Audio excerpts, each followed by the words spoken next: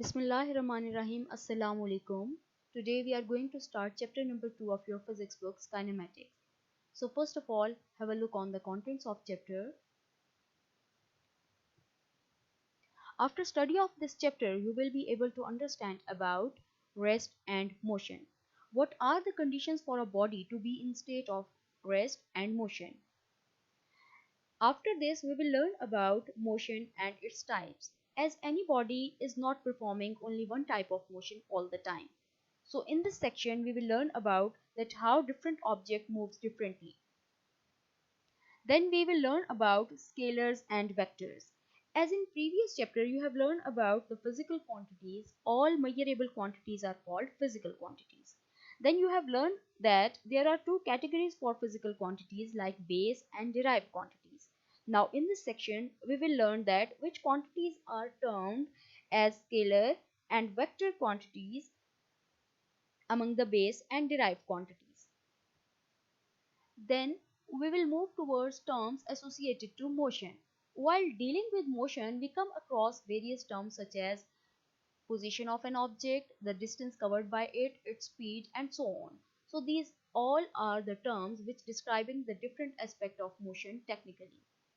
Then we will move towards the graphical analysis of motion, as graph is the pictorial way to show the mutual relationship of two physical quantities.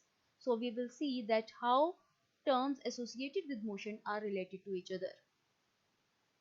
Then there are three basic equations of motion. In this section, you will learn that how we can derive these equations of motion to know numerical magnitude of the terms associated with motion. At last, we will solve the problems and exercise. Before moving further, you have to know that what is kinematics and what is the title of chapter. You know that mechanics is the branch of physics which study the motion of an object or body with its causes and effects. Further, mechanics can be categorized into the two categories. First is called kinematics and second is called dynamics. The study of motion associated terms without knowing the cause of motion is known as kinematics. So here question arises that what are the associated terms that describe the motion of an object? So position of a body, distance, displacement covered by body, speed and velocity, acceleration of a body. These all the terms associated with motion and describe the motion completely. So we are moving towards the first topic of your chapter, rest and motion, topic 2.1. Here are the technical definitions of rest and motion. This is the definition of rest. A body is said to be at rest if it does not changes its position with respect to its surrounding. And here is the definition of motion. A body is said to be in motion if it changes its position with respect to its surrounding. So you can see here is the word surrounding in both definitions, which is very important. So what is surrounding? Basically, surrounding are the places in its neighborhood where various objects are present. Referring to the exercise question number 2.3, difference between rest and motion, that what is the difference between the state of rest and state of motion for a body? A body is said to be at rest if its position does not changes with respect to fixed point in its surrounding. And motion, body is said to be in motion if its position continuously changes with respect to surrounding, changes with time. Here are the examples of rest: a book lying on the table, a bench fixed in a park. Examples of motion: a flying bird, a boy playing football. Here is very important note for you. Note, the state of rest and motion of body is relative to each other. A body can be both at rest and in motion at the same time. How rest or motion of a body is relative? Look at this example. A passenger sitting in a moving bus is at rest because he or she is not changing his or her position with respect to other passengers or objects in the bus. So these two passengers inside this moving bus are at rest with respect to each other. But suppose here is an observer outside of this moving bus. For this observer, the passengers and the objects inside this moving bus are in motion. So you can say at the same time, these two passengers are at rest, but for this observer, these two passengers are in motion. Here is another example. This driver driving the car, both car and driver in motion with respect to trees, road, ground and the man outside as an observer. But for driver himself, driver is at rest with respect to car.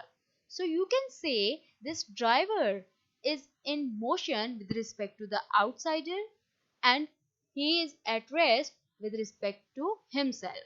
So we can say both rest and motion are also relative to the frame of reference of observer. So what is the frame of reference? You can say the frame of reference is the environment from which the observer observing the state of rest or motion.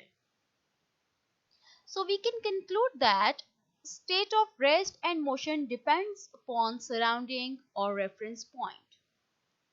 Secondly, rest and motion are not the absolute states.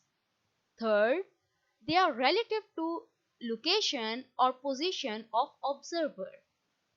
Fourth, both states are also relative to the frame of reference of observer.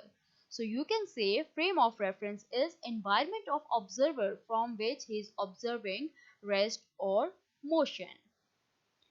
Moving towards topic 2.2, types of motion. There are three types of motion. First is called translatory motion, comprises of linear, circular and random motion. Second is rotatory motion and third is vibratory motion, or you can say to and fro motion of an object is also called vibratory motion. Referring to the exercise question 2.2, explain translatory motion and its types. So what is translatory motion? In translational motion, a body moves along a line without any rotation. The line may be straight or curved. When line of motion is straight, so you can see the both cars are moving in a straight line. So we can say both car possesses translatory motion. If the path of motion is curved, so you can see a car moving on a curved road. And second example is ball kicked by a boy. So these both cases have curved path for motion. Now moving towards the types of translatory motion, as discussed earlier, translatory motion comprises of three types of motion. First is called the linear motion, second is called the circular motion and third is called the random motion. Straight line motion of a body is known as its linear motion. You can see here, if this ball is moving from point A to point B in this manner, so this pattern of motion is called the linear motion. Other examples for linear motion, aeroplanes flying straight in air and object falling vertically downward from any height are also the examples of linear motion. Secondly, the motion of an object in a circular path is known as circular motion. You can see here, this satellite is orbiting around the earth, or you can say revolving around the earth. So motion of an object in the circumference of the circle is also known as the circular motion.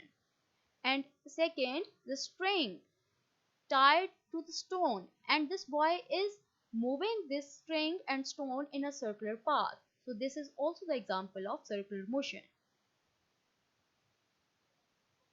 Third is called the random motion. Third type of translatory motion is called the random motion. The disordered or irregular motion of an object is called random motion. You can see here, These hockey players are moving while playing the hockey in the ground in random manner. Or you can say these butterflies are moving in a disorder or irregular manner. So the pattern, if I want to draw the pattern of motion of a fly, this will be like that. Motion of an insect and birds in random motion. The motion of dust or smoke particles in the air is also the random motion. This is the pattern of the random motion, or you can say this is a zigzag path. So this zigzag path, if I want to discuss this random motion in terms of the molecules, motion of the molecules, so this random motion will be called as a Brownian motion. The Brownian motion of a gas or liquid molecules along a zigzag path is also known as a random motion. Now, what is the difference between linear and random motion? Linear motion and random motion. So, straight line motion of an object is known as its linear motion. Random motion, what is the random motion? The disordered or irregular motion of an object is called random motion. Linear motion is a patternized motion. Body follow a pattern.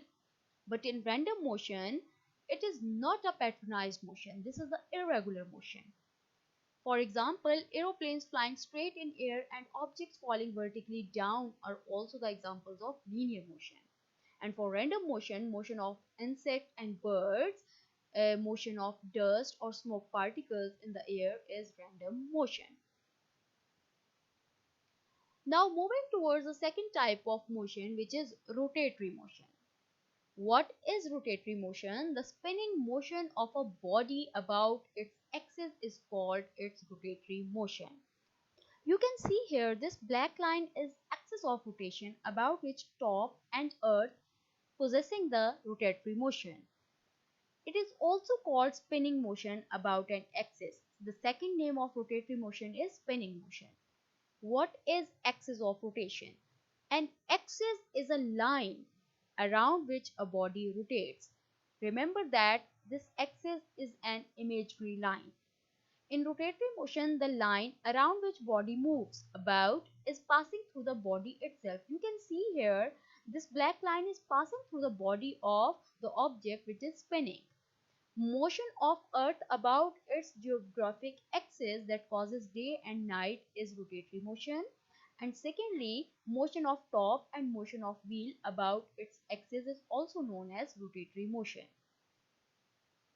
So here is difference between circular motion and rotatory motion, and I am referring the exercise question 2.2, difference between circular and rotatory motion. So here is the table. First of all, the basis for comparison.